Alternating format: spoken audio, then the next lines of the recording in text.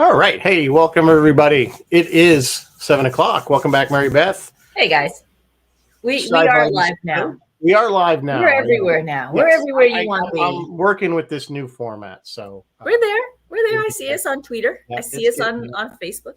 So anyway, we're gonna kick. We're a little late in the month, but because we had to kind of shift things back with Highlander, but we're gonna start our Halloween movies, and we're starting out with the 1997 sort of cult classic horror sci-fi Horizon. So Yeah, excellent pick for Halloween. I mean, it really is. I mean, you can't. This is like really horror and sci-fi. I mean, you don't. Yeah. Yeah. This is kind of like the definition of horror and sci-fi. Oh, absolutely. But before we get into that, we got news. So we got news. We got all kinds of news.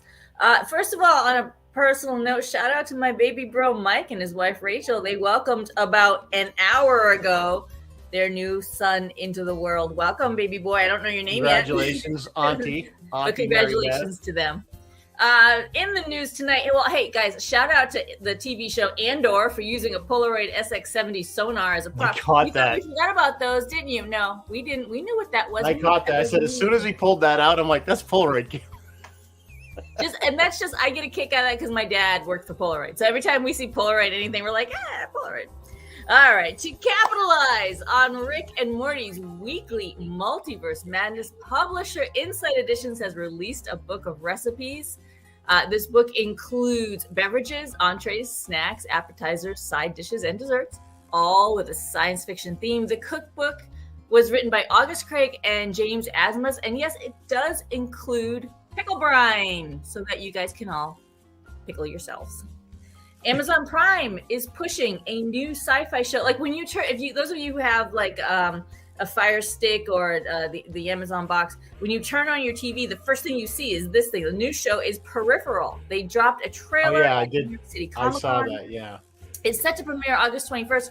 Guys, I have no idea what this thing is about. The actual description. October. I think you said August. Oh, I'm so sorry. October 21st. Maybe I heard you wrong. I don't know. It's possible. Yeah, it's not possible unless you all have time machines.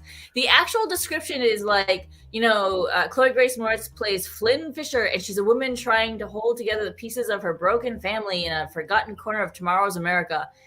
She has no future until the future comes calling for her. I still don't know what it's about. Yeah, I read the description and I'm like, yeah, I don't know. Maybe I don't know. Like you're gonna have to give me a little pull me in. Amazon didn't pull me in. Amazon has better shows. Amazon has better shows, but I don't know. Maybe this one is. Well, maybe I don't know. I can't say that because I haven't seen this one. If you like the virtual reality, it's the sort of they have that show called Upload, which is very good. So I recommend. There are 2 seasons right now of Upload. Basically, what happens is that if you die, or right before, if you're going to die, they can upload your consciousness to the cloud, and you live in whatever you can afford. If you're rich or were rich, you can afford to live in a very palatial hotel. If you're nice, you don't live. You get like your phone. You get your gigabytes limited, and then when you run out, you just stand there frozen because you can't do it. It's kind of weird, but anyway, it's a good show. So, all right. What else we got for news? We got all kinds of stuff. Blade Runner comics. This is Blade Runner comics news, not Blade Runner movie or TV show news.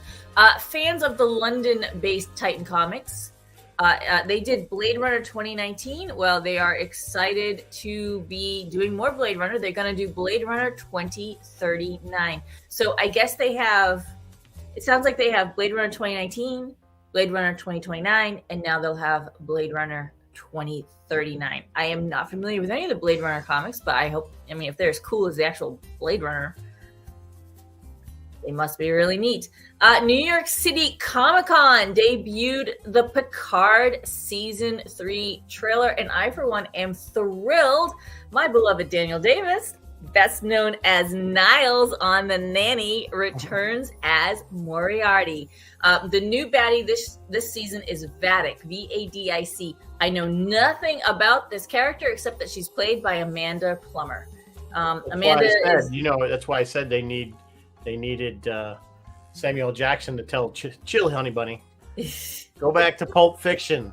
Honey Bunny, remember? I'm going to execute every one of you. I remember that. That was Amanda, you guys know Amanda. You've seen her around. She's one of these actresses that's kind of in everything. She's the daughter of Christopher Plummer, and she's known for films such as Joe versus the Volcano, The Fisher King, Pulp Fiction, The Hunger Games, stuff like that.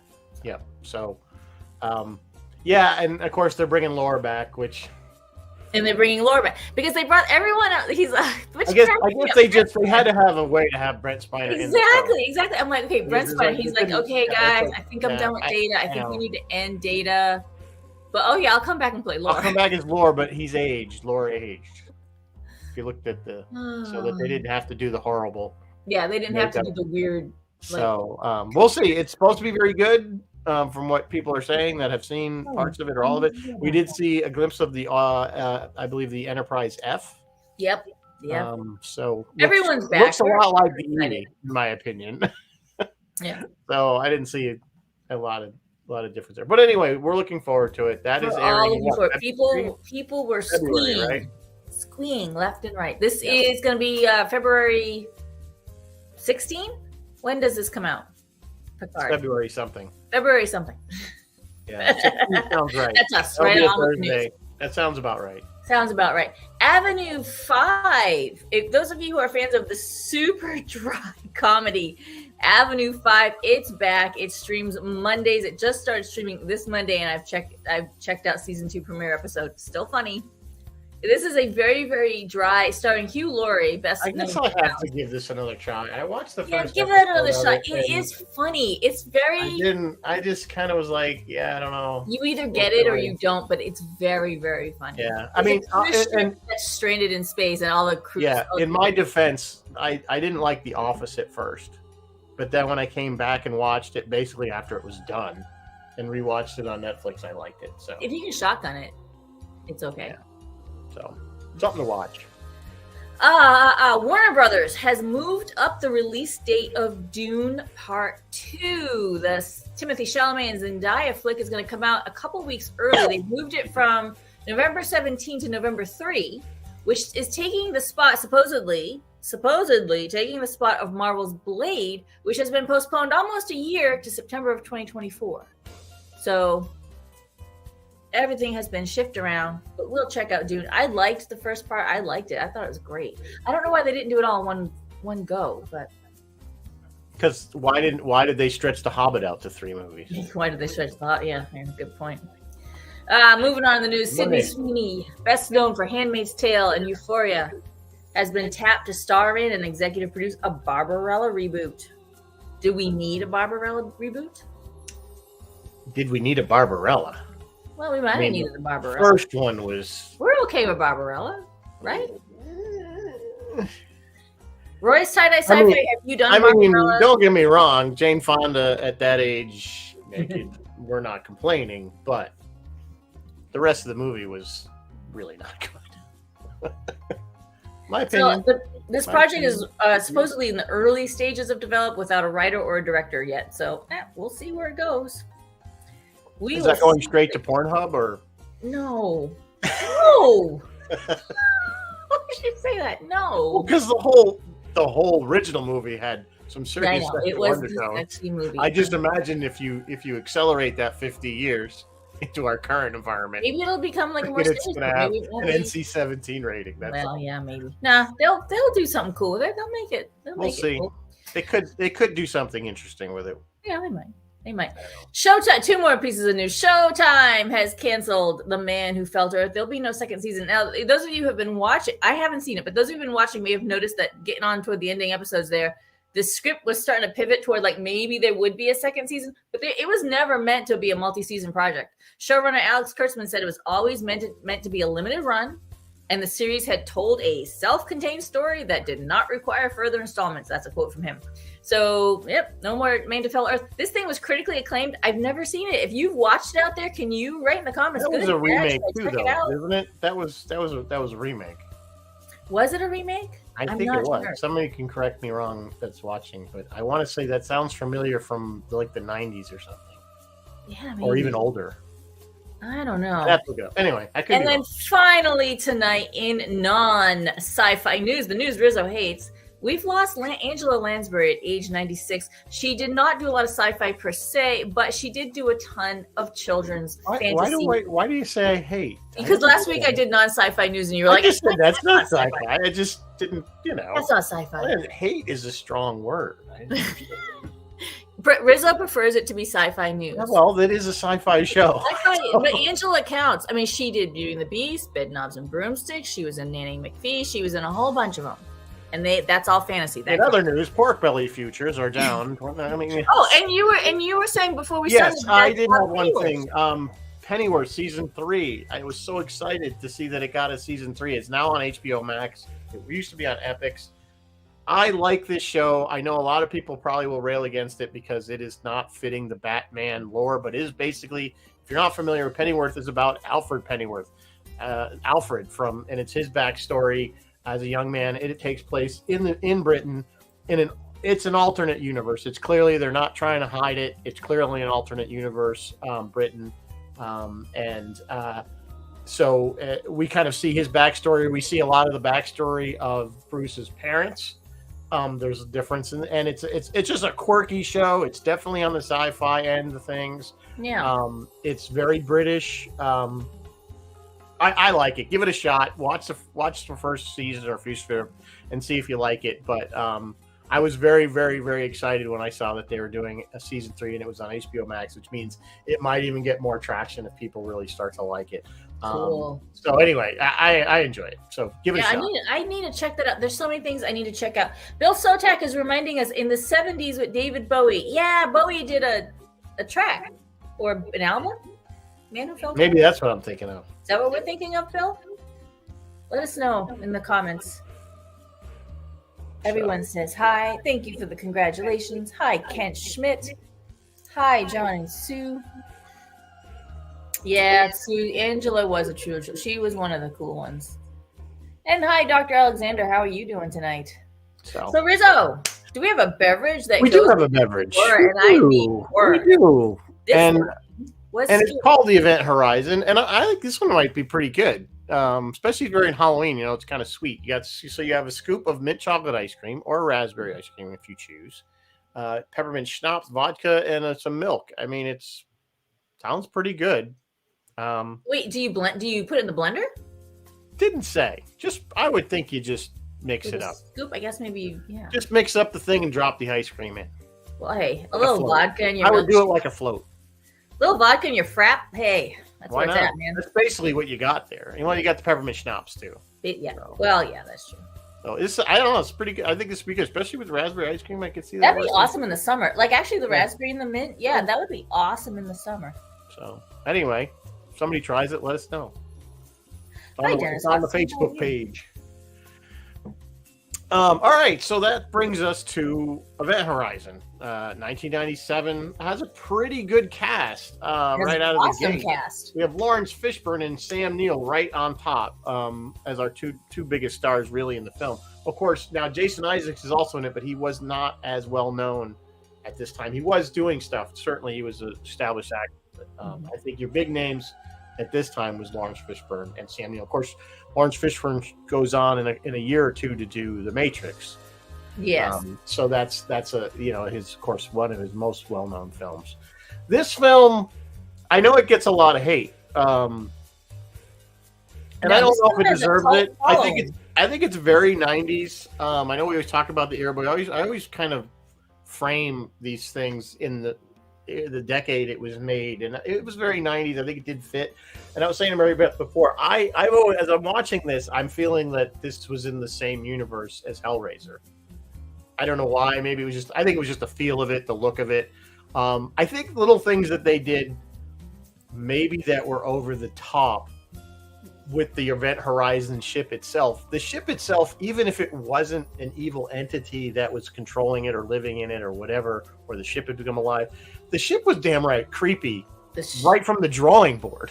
Let's talk about the ship. You're absolutely right. The influences were Hellraiser, Warhammer, the game Warhammer, and Solaris, particularly the Russian version of Solaris, not the George Clooney version. But let's talk about that ship. the director Paul Anderson had been to Notre Dame Cathedral in Paris, and was inspired by like the Gothic look of it.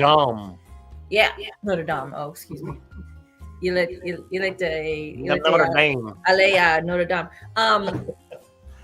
And it had been inspired by the Gothic look of it and wanted to infuse that. And apparently what they did was they kind of scanned it and tipped the two towers, the two spires on their side, and that kind of became the engine. And it did. He says the front is the bridge, and then that long connecting part that's meant to be an aisle. And then you have something that's roughly cross shaped. That's the altar, and that's where the engine, this gravity engine, is. Yes. So, and yeah, I mean, they had other touches, like in sick bay. It wasn't stained glass. It wasn't actual stained glass, but the way things were lit, like the way they had, lit things on the walls and some of the stuff, it gave the feel of like stained light coming through. Yeah, it definitely had a Gothic feel, the whole thing. I mean, but you go, the engine room alone, there's this, like, they're like in this circular room with this with a bunch of looking gyroscope thing in the middle and spikes that are coming out of the wall, and like, even like the little details are like, little round, hard. Everything was hard, jagged edges. All right, kids, let's just think about this. This is not a practical approved engine room. If we're going into space where we're might be float around or could conceivably be tossed, I guess, depending. You don't want a bunch of spiky hard. I know, it was just a lot of it was just. Yeah, it was bizarre. Clearly done for the horror, scary end of it. But no one got impaled on a spike. Like, tell me you didn't see those spikes and go, "Oh God, someone's gonna end up on those." You're right. It was almost like you expected somebody to end up impaled. Not even the woman who fell. She didn't end up on the spikes. I thought she's falling. I'm like, here it comes. Nope, she hit the walkway. She ended up in the Okay. Oh, and The Shining. I forgot to say the other huge comparison to this thing was The Shining.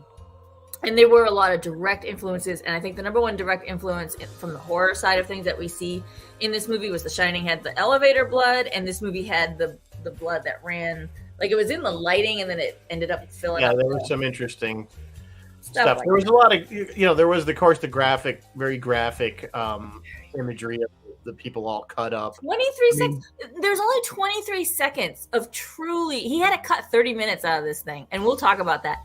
There was only 23 seconds, and 14 of those seconds was that scene you're talking about. It was only 14 seconds, but that. Yeah, and then there was the. Well, you're talking about when Sam Neill comes back as the evil. Nope, the scene you were talking about. The orgy kill each other thing. Okay. Yeah, and then there's the then of course what way Jason Isaacs DJ character ends up kind of. And he was meant to have still they cut stuff out of that too. He was meant to have still been alive with the guts like hanging down, and then they're like, no, we better not do that, and they changed it.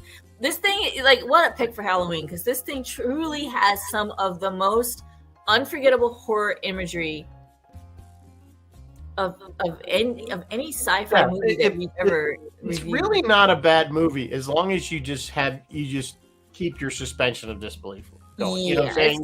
There's a lot of stuff that just doesn't make any sense. That doesn't. But I mean, a lot. We can apply that to. It's got giant plots. I saw a Sam Neill interview, and he was like, I went and saw the movie, and he's like, I don't think that the movie we saw was quite the movie we made.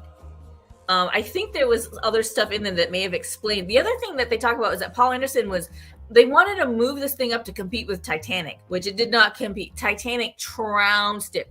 But they wanted to move it up to compete. Everything that year. And they told Paul Anderson, hey man, can you get this thing out in, like, your turnaround is like 10 months. You need to get it out. So his editing, which should have been like a 10-week editing, was compressed down to like 4 weeks.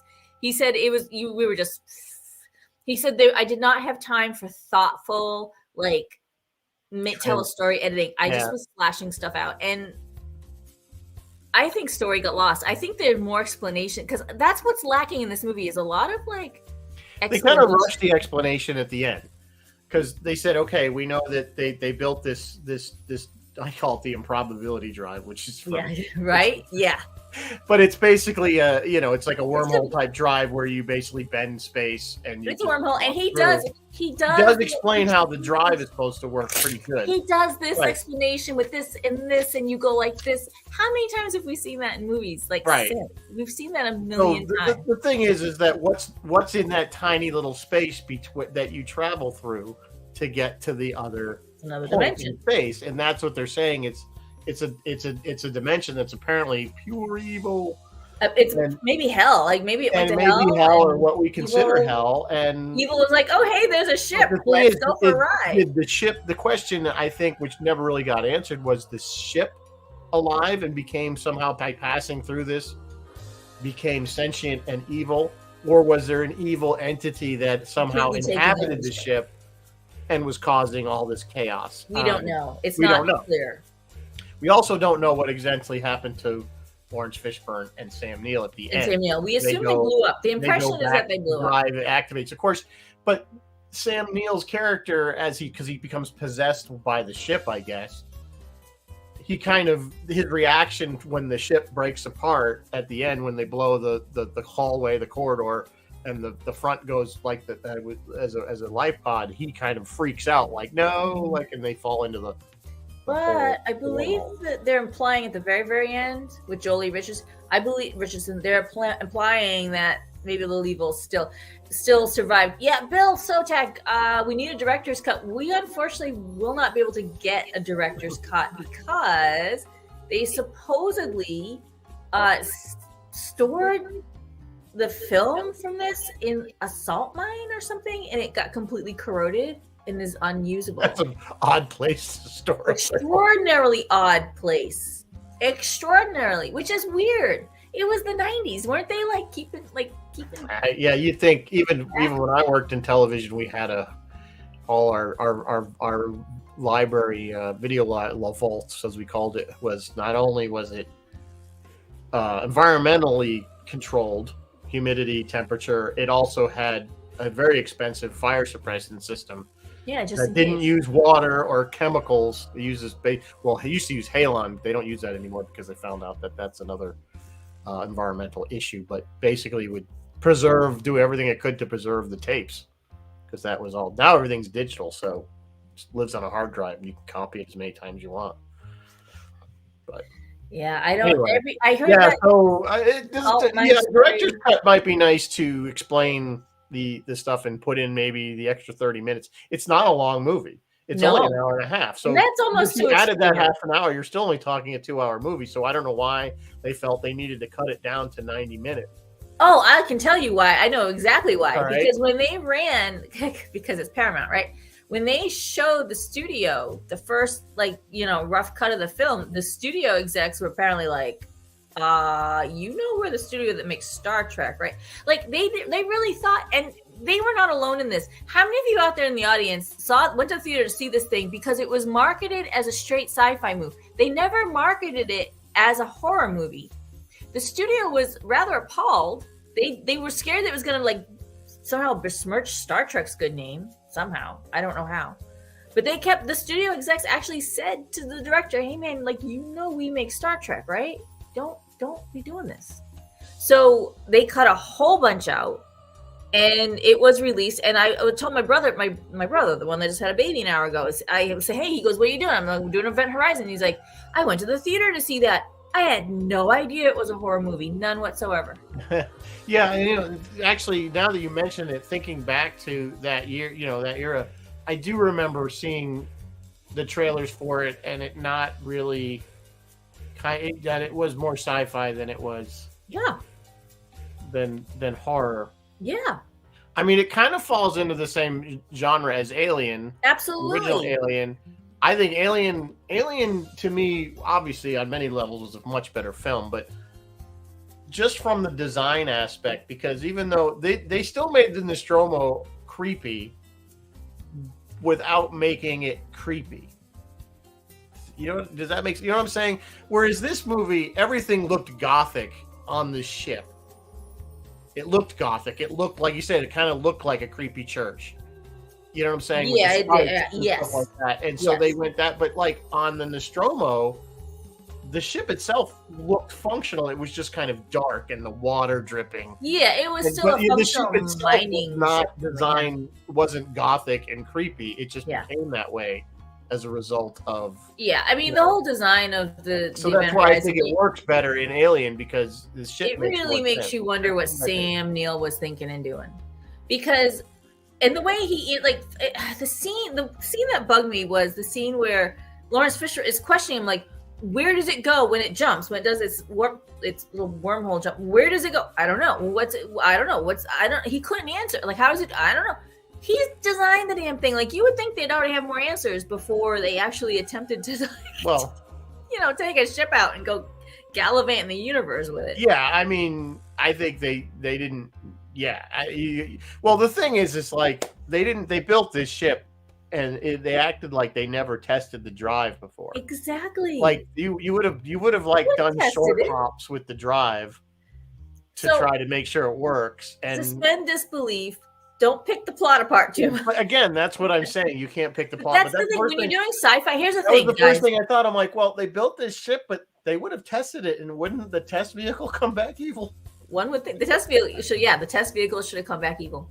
Here's the thing, guys, aspiring filmmakers, if you want to do a sci-fi horror movie, I'm all for it. Knock yourselves out. But be aware that the sci-fi fans, we will tear it apart looking for. Yeah, and I don't know if this, again, I don't know what the intent, whether they intended it to be more sci-fi or more horror, but clearly the audience was not a straight science fiction audience. They were looking for a much broader of the Hellraiser type audience. Yes, they were. Yes. I see Dr. Alexander and Bill are both reminding me that salt mines are considered dry, low humidity, low temp. Yeah, I can see it. But there's still salt in there, guys. There's still salt with salt oxygen, in which case those two things together. And the salt absorbs water. Like, I know it's considered dry, but salt holds water. Like, you get that, right? So, I don't know. Doesn't seem like it's a good place to store. Doesn't seem like a smart place for film. Because this is 1997. This is actual film. The other cool thing about this movie that, I got to say the things that they do really well. Something that they did really, really well is they used CGI was in its infancy, right? Like, there was nothing. They used it fairly sparingly, which was good. And they used practical effects everywhere they could, and they were great. And you know what? I think they hold up. I think it still looks cool all these years later. Yeah. I think yes, visually, I think it holds up for the most part. Some of the outside space scenes, Neptune looks a little. Yeah, Neptune looks a little rough, fuzzy. Some of the stuff floating looks a little the CGI. Yeah, but I mean, overall, I think considering this movie's what 97. Oh, it's 25. It just came up on 25 years old. Yeah, I think it holds up. It's got a bigger audience now. So here we are now, and 25 years later, and it's got a cult following. They just did something in August to celebrate its 25th year, and they were talking to the various actors, and yeah, it's become a favorite of people. Yeah, I could see where it would get a bit of a cult following. I mean, I could see that. One of the things I did laugh, because I forgot, again, I watched this movie the other night for the first time in probably 25 years. And the corridor that separates the rest of the ship from the engine room, it's just like, it looks like a cheese grater. Yeah, it does. And immediately pops into my head is Galaxy Quest. Who built this? Why is this here? Me too. Former up as siege. And again, there was an opportunity, and maybe that's missing in the 30 minutes, but you thought somebody would get shredded by the shredding corridor. It's like when she sees the choppers or whatever. Yeah, it was like, that's exactly what I'm like. Who designed this ship? Why does the ship need choppers in the middle of the ship? That's exactly. It's so funny. 1997, Galaxy Quest is 1999. So yeah, that's exactly what they're riffing on. Like, why is this here? What purpose is this? But you know what? They didn't use it. But they never they didn't use it, and they never techno. I thought for sure the first time I saw it, said, "Oh, somebody's going to end up in that corridor, somehow shredded underneath the rail or something." Absolutely. Something's going to happen. Absolutely. And I was waiting for the technobabble justification. Well, yeah, we need like in the spikes in the gravity driver. I waited for them to be like, well, yes, these spikes, the function that they serve, blah blah blah. I think it was a magnetic and containment something or other. Whatever. Explain to me why it has to be spiky. Most magnets I have are just. Yeah, again, why does any of the ship have to be so creepy looking? Because it's a horror movie. Yeah. You're right. They never used it. The way the ship was designed, they never used it.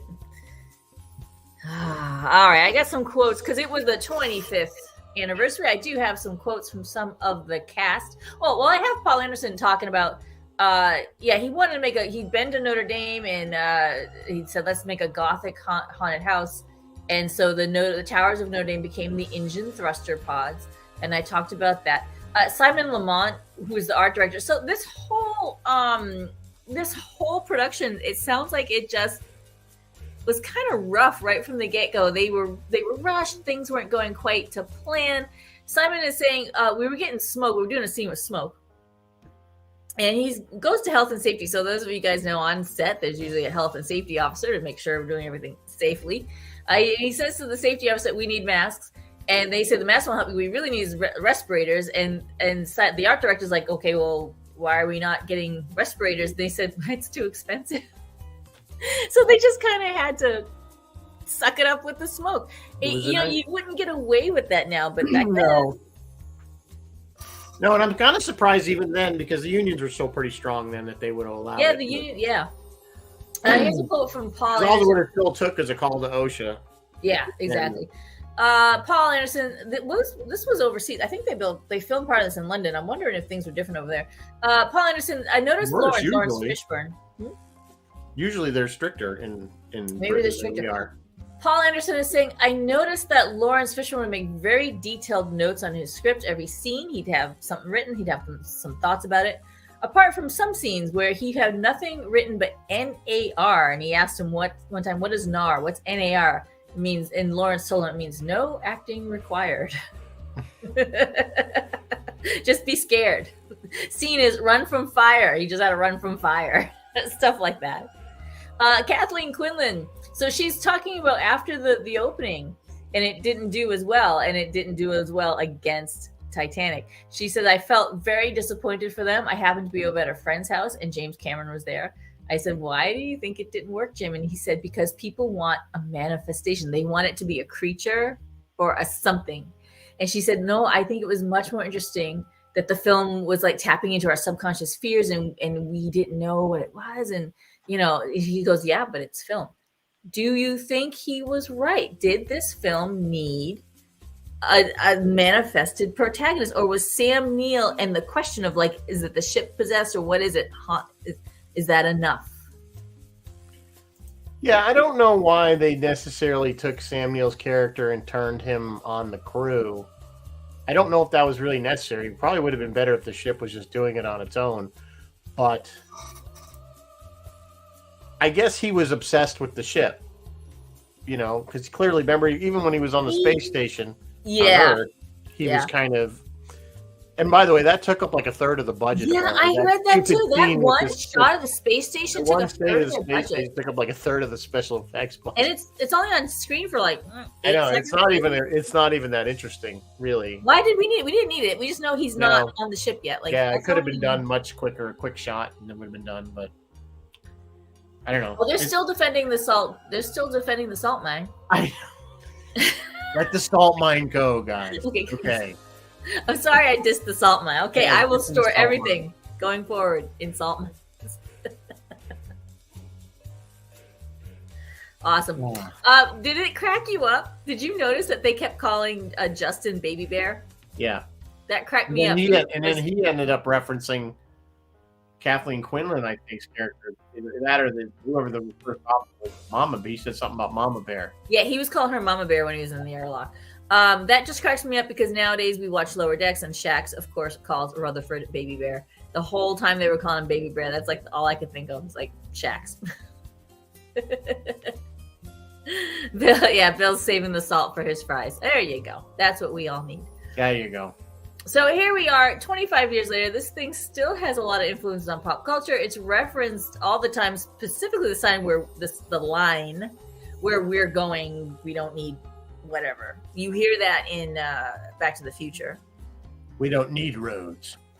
And then in Thor: Love and Thunder, Natalie Portman does this thing, the Tesseract bit. I've seen this in so many movies. Yes, lots of movies does the because that's actually one of those. That's actually a real theory. Yes, that's the Tesseract. You can't, like you said, you can't violate the law. Actually, the first time you can bend it, and they're saying with enough, because and I'm not a scientist, but with enough power, you can bend gravity, in which case then you start to the first time I ever heard of the paper, this is how you tesseract paper description, and you guys in the comments can say, I think it was in not a wind in the door, not a swiftly tilting planet.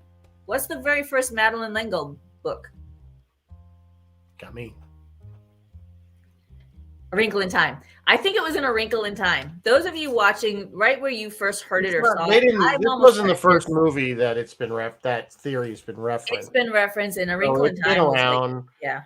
And I think it even goes back as technically, I think Bill's A Wrinkle in Time. It's even like with the way Dune's drive is, the way they basically fold space. And yeah. Exactly.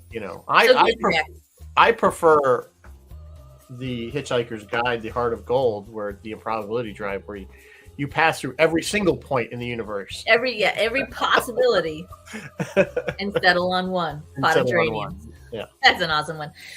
25 years later, still holds up. Why? Excellent cast. The cast did a fantastic job with what they were given. And they weren't given a lot. We haven't really gone through. We've talked about Laurence Fishburne. Of course, we know Laurence Fishburne from many, many films. Yes. Phenomenal actor. Yes. Morbius is probably his most famous science fiction role. Yeah, I would agree. Let me tell you why you're here. Yes. That took the blue pill. Yes. Him with the glasses. And he just nails that whole role right out of the park. But and he's the captain of the Nebuchadnezzar. Right. Like when you see him sitting on the Event Horizon, no, not the Event Horizon, on the Lewis and Clark is that hanging chair that he swivels around and swings in. That had a very you're like, oh yep, there's the captain of the Nebuchadnezzar. Like you saw it, I always loved the name that they used that name because it's so obscure. That was Nebuchadnezzar was a god or a king from Mesopotamia or something like that. Very obscure, but anyway, I recognized it. Of course, we have Sam Neill, again, another seasoned actor, probably most well known for Hunt for Red October and Jurassic Park. Tons of stuff. Tons of stuff. Yeah, and he does a lot of voiceover work, and he's been in the most recent Thor movies. Yeah, with a very small role. He plays. What pill did he take in this movie? When they do the plays, he plays. Thor's father there. Yes. Drawing a blank. He's the fake Thor. Yeah. No, he's not Thor. He's Thor's father.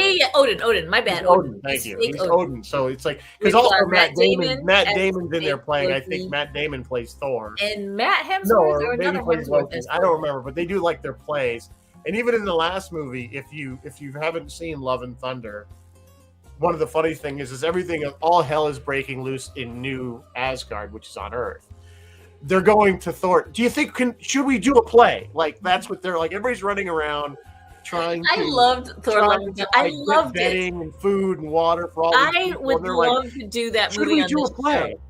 I laughed out loud several times during that movie and loved it. I really did. And a lot of people are like, "It was pretty good. It was good. I would do it. You want to do it some night, guys? We'll do it." One of the things I think they dropped the ball is we didn't see Natalie Portman's character pick up the hammer and churn into Thor.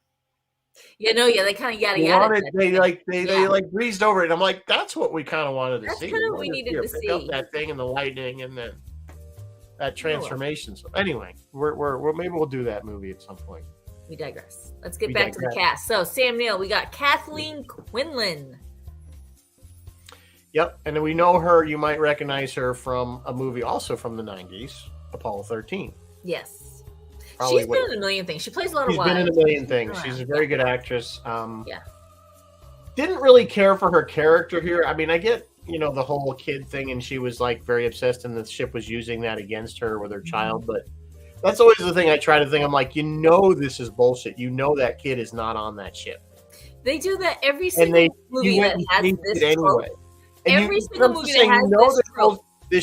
This ship is messing with you. Yes. The ship is messing with you. Yes. You see your kid. There's no way it's your kid. Yes. You know this down in deep. Yet you it makes me really wonder. Like someday I would like to see. You're right. It's a common trope. It does this trope and does it well in a believable. Like, oh yeah, that could. Oh, I should be scared. You know what I mean? Like, but no, it's always something that's completely unpossible. Moving on, we got Jolie Richardson. So she had been doing a ton of period stuff. Like she'd been doing like all, usually dressed like, Pride and Prejudice type stuff. And then here she is suddenly in a sci-fi movie. I think she kind of wondered, how did I find myself here? But did you notice her character kind of skated through? Like you didn't see a big horror. She didn't have a really big role overall. She didn't have a really big role. She survived. But she doesn't have... The evil didn't mess with her that much, and then until the end, I guess. Maybe it did afterwards. We don't know. She had like a dream. You don't know if it really, that was kind of the little twist at the end. Is did they bring it back with them? Exactly. It did, or that was just her having a nightmare. Yeah. I always think it's interesting. This has kind of been done before. The one that you think is going to get killed first, which was the baby bear character. Yeah. He ends up living. Yeah. Maybe he lives. I mean, he's still in. Well, they said he was messed up, but that he would live. I mean, he was pretty banged up, but I remember he was out in exposed space. Yeah, no way he lived. Exposed to vacuum, as it were. No way he lived. Cooper was Richard T. What's Richard's last name? Jones. Richard T. Jones. He is another one of these ubiquitous actors that we see everywhere. He's everywhere. Well, he was the guy, of course, you were rooting for the most because you like. He's the guy you rooting for the most. You didn't want. You wanted him to live. Yeah, and he did. And he does. He does. He's around. And then who else do we have? We had Sam Pertwee. We had Sam Pertwee, who's been in a million and one things as Smith. We had Jason Isaacs, who we know and love from, mostly Malfoy. Right. He's around, man. Jason was also Captain Lorca on Discovery. He is one of my roads tonight. And Jack Noseworthy as Justin, the one who was just out in space.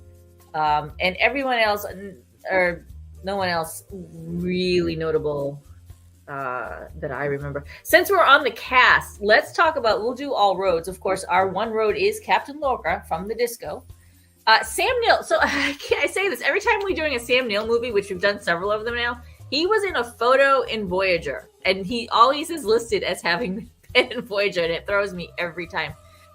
There is a tiny road to Star Wars because apparently there is an X-wing attached to the Event Horizon somewhere on the bottom.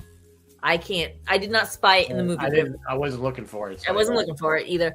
But our number one road tonight is a personal friend of both of us, Ed Marecki, model maker Ed Marecki, who had done a ton of work on Star Trek. Also did some model work on Event Horizon. So Ed Marecki is my superhighway tonight. Ed also has done a lot of props at the set tour. And Ed has done a ton of props at the lab. A lot of the plantons that are in the lab and around engineering. And Ed's a very, very he's unfortunately had a stroke and he's no longer making props, but he was very talented. Yes. If we have any new viewers or listeners, if anyone listens to the podcast after, I'll just remind you, we also happen to volunteer at the Star Trek set tour. We can encourage all of you to come visit. Paul Rakowski is saying, do you read Sutter Kane? What is that from, Paul? I can't remember. Do you read Sutter Kane? Is that from the movie? I don't remember. Not ringing a bell for me. Sorry. It's not ringing a bell right at this moment, but I've got to, million other things going through my head. So this thing, it was a $60 million project. It only made $42 million at the box office, officially making it a flop. But like I said, over the past 25 years, it has gained in popularity, and it is now officially a cult classic. It's made more money since, and for years, Amazon, well, not years, just kind of recently, Amazon, let me actually pull it up so I can. Amazon Prime had been talking about making an Event Horizon TV show. They have been talking about that since 2019, but it's still no go yet. And I don't know what the holdup is. I wonder if there was the George R.R. Martin sci-fi show that they tried, HBO, I think, tried to run it. No, not Nighthawk, something like that. Somebody will remember. Anyway, and it was bad. Oh, The Mouth of Madness. Yeah, it was terrible. So if you watch that series, it was only one season and done because it was just not. It was weird but it felt a lot like this. Yeah. Oh yeah. And I think that's why it just didn't fly as a TV show, which is they were pretty much selling the show on his name because they tried a horror TV show. It was. Does anybody remember briefly? That very very briefly there was a horror TV show on.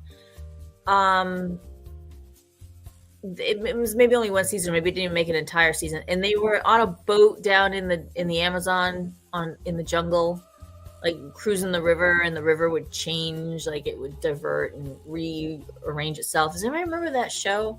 Horror on TV, although American Horror Story has done pretty well.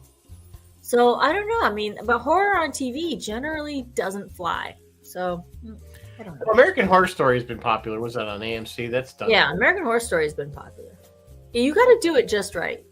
It's bad enough some of these movies, the horror movies, don't fly. I can't imagine doing it week in and week out. Yeah, I mean, it depends, I guess, on how anything is handled. I think with good writing, I think you could make it work. But I think because like shows like American Horror Story, each season is a different story. Yeah. So you're not. Yeah, because you can keep it fresh. It would get tired of the same characters dealing. It end up like dealing with the same horror every week. Like, end up like Scooby-Doo, and everything was, I don't know. I just don't see it working. But yeah. Dr. Eagle-eyed Dr. Alexander has noted that the X-Wing that I mentioned before is part of the antenna array. When the Lewis and Clark does a flyby, you see it on the Event Horizon. And he says there's a camel near one of the hatches. I was going to say I'll have to look for that, but you know what, Doc? I'm probably never going to watch this movie. The show I was thinking of was Night Flyers. Night Flyers, not familiar. They did that on, it was on, I think it was on HBO, 2018, one season. And, it was maybe Sci-Fi Channel? No, it was not good. No, I don't remember. It was kind of sci-fi horror. Sci-fi horror. It was like a first episode, and you're like, "What? I think stories, if they're gonna get weird, they got to start out normal, and then get weird, because I think if you're not pulled into the story, you're just gonna be like, "What is going on?" Yeah, and that's what I think happened with this one. You're just like you're thrown in the middle of this mess, and you're like, I don't know what the hell's going on, and you just say, I don't want to watch it. That's just me. Let me finish my point. I started at some point. I was talking about why this thing still holds up 25 years later. I said influence on pop culture. I said the excellent cast, and we've just done the cast. Number 3, its horror imagery is so grotesque and unforgettable. As I mentioned, there's only 14 seconds of that clip of the old crew killing themselves. The studio freaked out, made them cut 30 whole minutes out of this thing.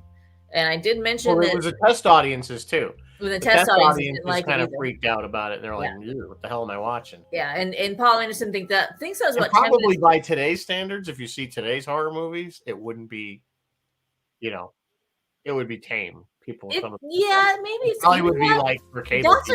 I am not up to speed on today's horror. I don't know if it's tame or not. I mean, I'm not a big horror fan either, but I mean, some of the stuff you see, it's just probably I'm going to argue a little bit more intense than what we saw in this film.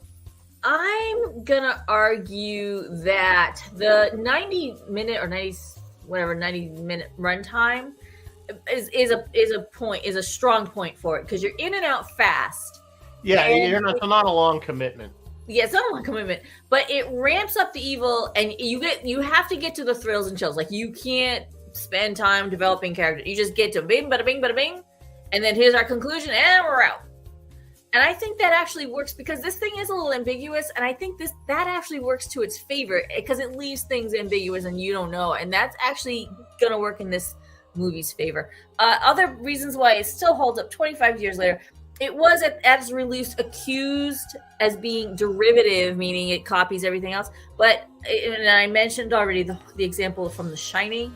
But nowadays, like, people love that. People love when movies are very transtextual, meaning they pull things from other things. And finally, I already mentioned this, it is a great mix of infancy CGI and practical effects. That gyroscope gravity drive, like the actual gravity drive, was real. That thing was a real thing, a massive thing. The sets were all real, and they built that thing for real, which is cool. Very, very cool. Spikes and all. So I think that this show, that's some of the things that contributed to this show, this movie, 25 years later, being far more popular today than it ever was in its release. It was up against, as we said, Titanic, Men in Black. What was the other one? I think Jurassic Park 2, whichever one that one is. So it got Jurassic Park 2 was Lost World. Yeah, Lost World. And which again it's funny because it's so typical. If you've read the book, The Lost World, and then you saw the movie, you're like, there's almost hardly anything they're totally different movies. Yeah, exactly. Sasha says hi, meow back to Sasha. The art director guy that I mentioned before, he called this movie techno medieval. Yeah, that's about right.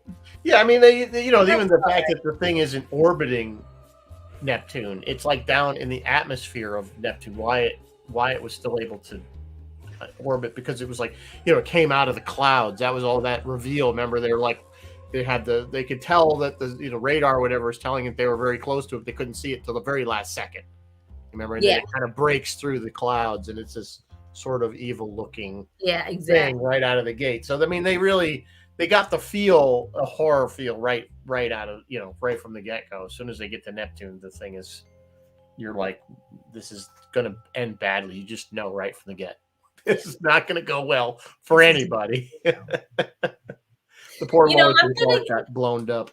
As we kind of start to wind down here, I'm going to give these guys credit. The first time I saw this thing, I hated it. And I mean, really hated it. But watching it again, I got to give them credit. They tried really hard. And I think that it does have a little something, a certain quality to it. I can't put my finger on it. Yeah, it's like I said, I don't think I really liked it when I didn't see it in the theater. I'm pretty sure I must have seen it on VHS or DVD or something later on, or HBO or whatever. And I don't think I really cared for it then. I'm like, it was just too much horror. I'm not a big horror fan, especially that type of horror.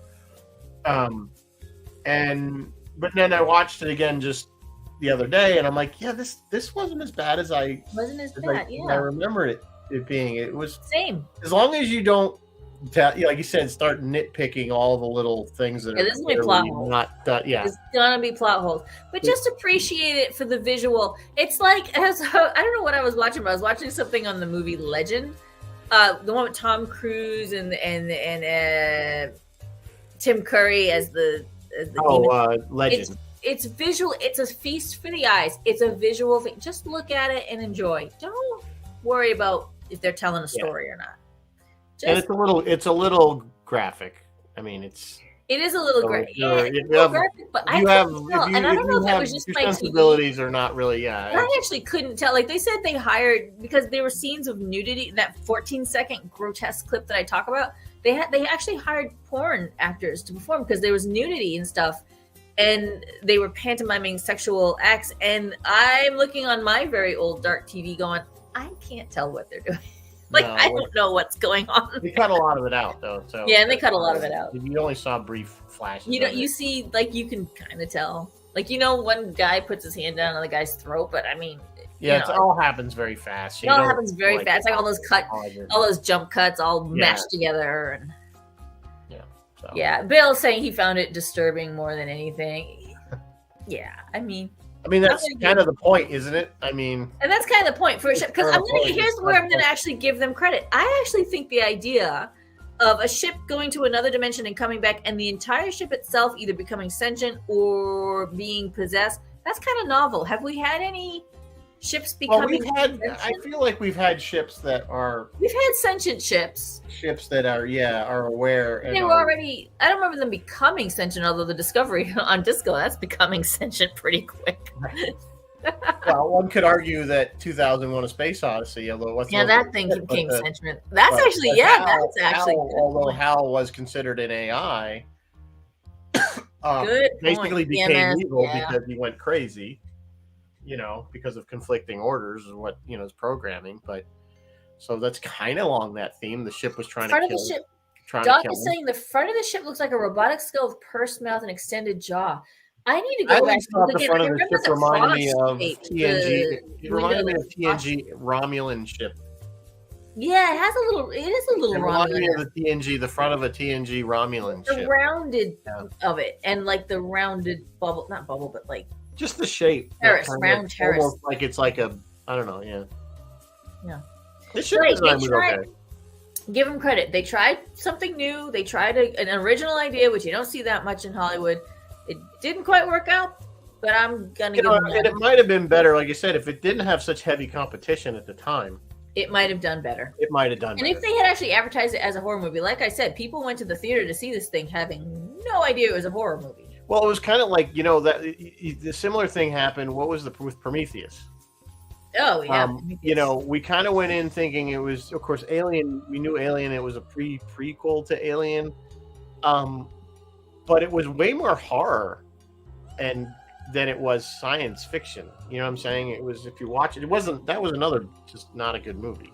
No. It was kind of surprising because it was Ridley Scott that directed it. It didn't go the direction I thought it. Like, I was. No, a lot of people were like, "Oh yeah, finally we're gonna see." No. Yeah, and the timeline didn't match up either, right, to me. No, it didn't.